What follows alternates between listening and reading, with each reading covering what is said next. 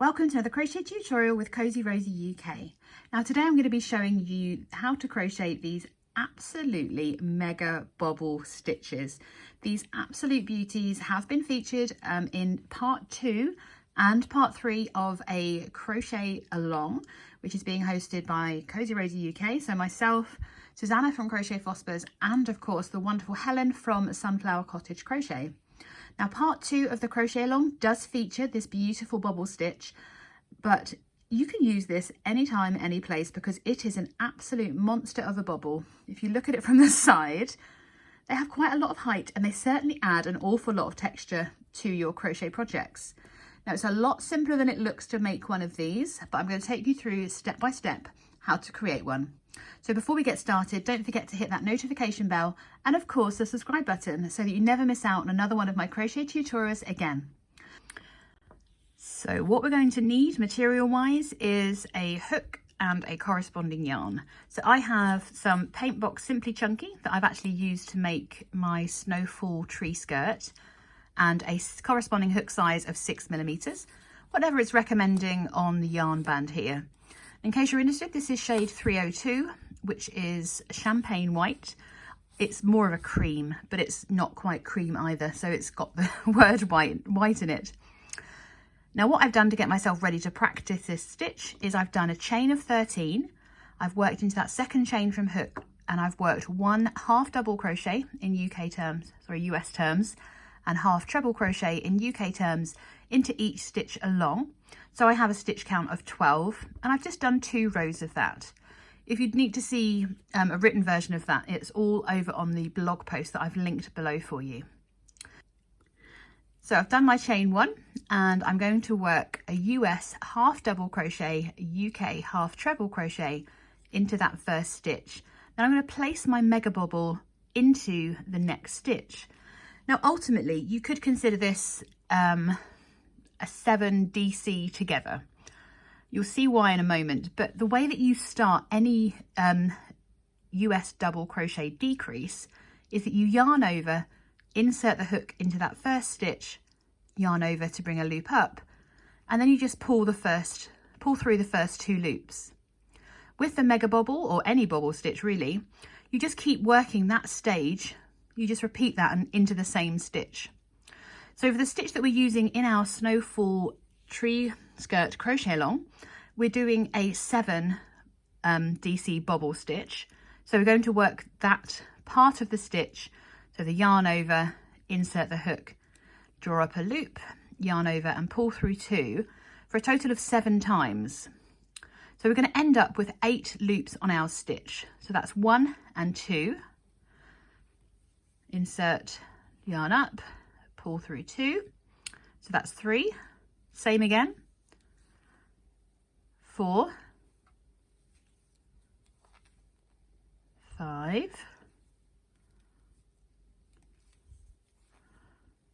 6. If you think you've dropped an extra loop, so we should have 1, 2, 3, 4, 5, 6, 7. Oh no, I have got them right now here. And then the last one is number 7. 5, 6, 7, 8. So I have 8 loops on my hook. I'm going to yarn over, and to complete this stitch, I'm going to pull through all 8 loops on my stitch, and already automatically I'm pulling my hook up to create some extra space down through those stitches.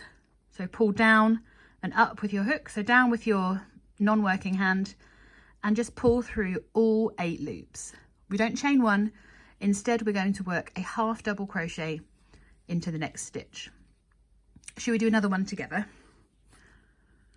So we've done a half double crochet into the next stitch. We work the bobble, so we yarn over, insert, yarn over, bring up a loop, and just pull through those first 2 loops on our stitch, and repeat that for a further 6 times. So 1, 2, 3, 4, and we're looking for 8 loops on our stitch. If you lose count, I do frequently. That's number 5. Oh, don't worry if you drop them, it's fine. I'm sure at some point I'll pull my hook out completely. It happens. 1, 2, 3, 4, 5, 6, 7. One more. and just pull through those first 2 loops. Once you've got your 8 loops on your hook, we're going to yarn over, pull down lightly and bring your hook through and work your half double crochet. In US terms, half treble crochet into the next stitch. And look at those beauties. Probably shouldn't have done 2. Let's do a 3rd one so it doesn't look quite so obscene. So we yarn over, remember we've worked that half double next to it. So we're just going to work that part 7 times. So that's 1, 2, 3, 4, 5, 6, and 7, so that we end up with those 8 loops on our hook. 1, 2, 3, 4, 5, 6, 7, 8. Now you notice that each time I'm going to pull through just those first 2 loops, I slow down, because most commonly what I do is I would drop the extra stitch behind me, and you can see that it's a shorter loop than it is on these ones. You can just pop that back on if you want to, rather than having to work the whole stitch again. The other thing that I'm really good at is I will yarn over, my yarn will slip off, and the whole lot will fall off my hook. Now, ultimately, the only one you need to secure is this first loop here, which is where you work the last half double. If you're clever enough and you're able to slip all those loops back on, you can do, but don't worry if it does happen, you can just rework the stitch again. So we just yarn over, pull through all 8 loops, and work that half double crochet to create that bobble. So we're just going to keep repeating that across this row so that we can see what they look like.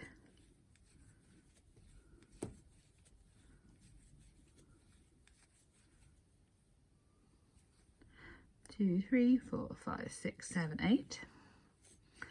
You just pull through all those 8 loops. I can assure you it was not that easy the first time I did it. We're going to work another one. 1, 2, 3, 4, 5, 6, 7.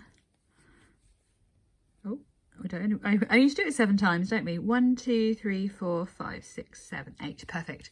So you can, of course, make the bobbles bigger by just doing more of that first part of the stitch. I've done my half double crochet. I'm just going to place 1 more half double crochet in the next stitch, because I'm going to alternate my bobbles here. So you can work straight back into on top of these bobbles. In the stitch pattern that we have for the snowfall tree skirt, I'll get the name eventually, we simply work a single crochet into each stitch across. Now obviously if you can see, you've got, that's our first stitch after our chain 1, but where we've worked the half double crochet, sorry, the top of the bobble, it's a little bit smaller, so we just need to make sure we're catching all of those stitches. So we just want to work through this loop. Like always, we've got a little V that we can work into in the top of our bobble, and then we've got the next stitch. So our stitch count remains the same when we're working this row. You can move your bobbles out of the way if you need to, just so you can find your stitches. We're just going to work 1 US single crochet and 1 UK double crochet all the way along this row to maintain that stitch count of 12. So for the sake of this tutorial, I'm going to chain 1 and turn, and I'm going to work a half double crochet into the next 2 stitches, just so we can alternate our bobbles on top of each other. And then we just go ahead and repeat the bobble stitch. See, I told you I'd slip too many loops off there. 1, 2, 3, 4, 5.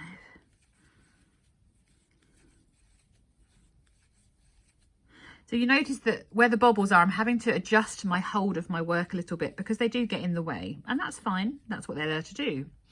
So make sure you've got those 8 loops. 1, 2, 3, 4, 5, 6, 7, 8. Pull through all 8 and then work your half double crochet in the next stitch. Then we can work another bobble.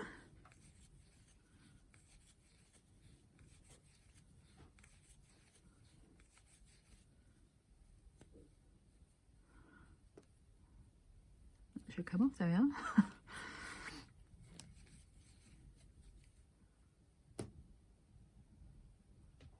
Pull through all 8 loops.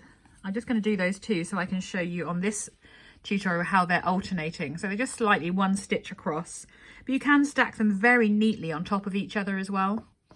And I really am in love with this bobble stitch because they're mega. I feel like they're big zits that need to be squished.